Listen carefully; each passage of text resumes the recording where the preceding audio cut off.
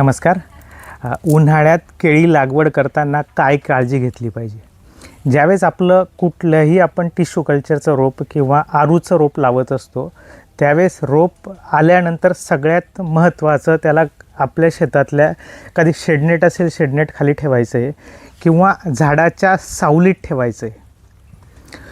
रोपाला सकाळ आणि संध्याकाळच पाणी द्यायचं आहे, दुपारच्या वेळेस पाणी द्यायचं नाही आहे. ज्यावेळेस रोपाला आपण पाणी देणार त्यावेळेस बॉर्डरला गच पाणी मारायचं आहे, जेणेकरून कोकोपीटमधलं रोप असतं, तुम्ही बॉर्डरला कमी पाणी मारलं तर साईडचं कोकोपीट वाळतं आणि त्यामुळे ते रोप मरण्याची भीती असते.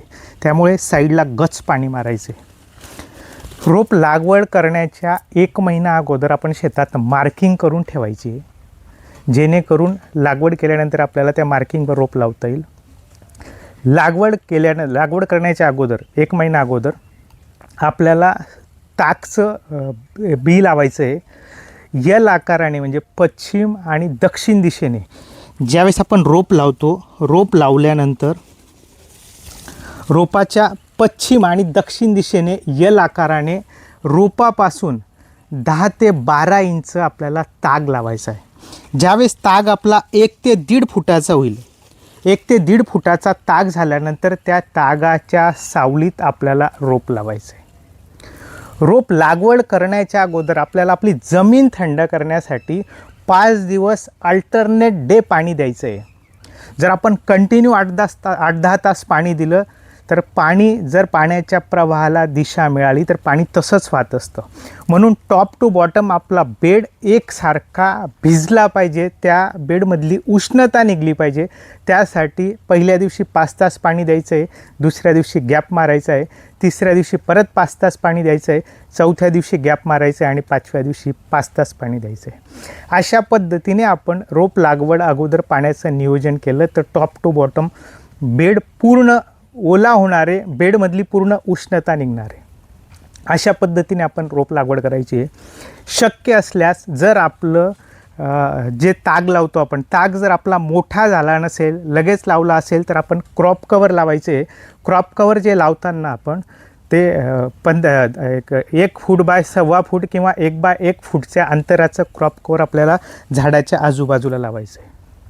ज्यावेळेस आपण टिश्यू कल्चरचं रोप लावतो त्यावेळेस ते रोप आपल्या शेतात लावताना त्याला एक प्रकारचा ट्रान्सप्लांट शॉक असतो. त्या शॉकमधून निघण्यासाठी आपल्याला त्यासाठी एक रूट टॉनिक वापरायचं आहे. असं रूट टॉनिक वापरायचं आहे ज्याच्यामध्ये IBA असेल, जे झाडाच्या मुळाची चांगली वाढ करेल. त्याच्याबरोबर त्यामध्ये कार्बोनिक तत्व म्हणून युमिक फुलविक असलं पाहिजे आणि झाडामध्ये सायटोकायनिनची निर्मिती, जेणेकरून झाड वाढलं पाहिजे, त्याच्यासाठी सीवीड असलं पाहिजे.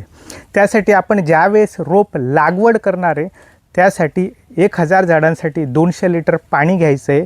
200 लिटर पाण्यामध्ये आपल्याला 2 किलो गूळ टाकायचं आहे, 1 किलो 3-19 स्टार्टर खत म्हणून वापरायचं आहे आणि जे काही प्लॅन्ट टॉनिक म्हणून वापरणार आहे त्यासाठी आपण 1 लिटर 7 हे औषध त्या पाण्यामध्ये टाकणार आहे 200 लिटरमध्ये.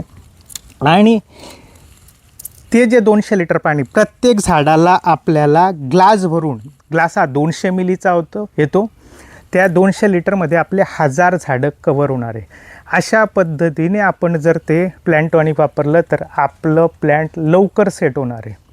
ज्या पण वेळेस आपण लागवड करणार आहे, लागवड शक्यतो संध्याकाळीच करायची, जेणेकरून रोपाला पूर्ण सेट होण्यासाठी रात्र मिळत असते.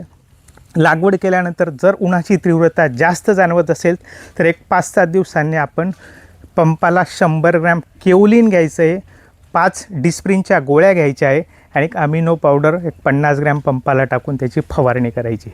अशा पद्धतीने आपण उन्हाळ्यात केळी लागवड करताना काळजी घेतली तर उन्हाळ्यात आपल्या केळीचं रोप मरणार नाही आहे. लागवड केल्यानंतर 1 महिन्याच्या आत आपल्याला 3 ड्रेंचिंग घ्यायचे आहे. त्या ड्रेंचिंगमध्ये आपण सीवीड घेऊ शकतात, युमिक, फुलविक, बारॅक्स-0, सिलेटेड झिंक याचा वापर करायचा आहे. जर लागवडीनंतरच्या 3 ड्रेंचिंग कुठल्या घ्यायच्या आहे ते आपल्याला माहिती करायच्या असतील किंवा पाहिजे असतील तर आपण मला फोन करू शकतात, मेसेज करू शकतात किंवा व्यक्तिगत स्वरूपात भेटू शकतात. ओके, धन्यवाद.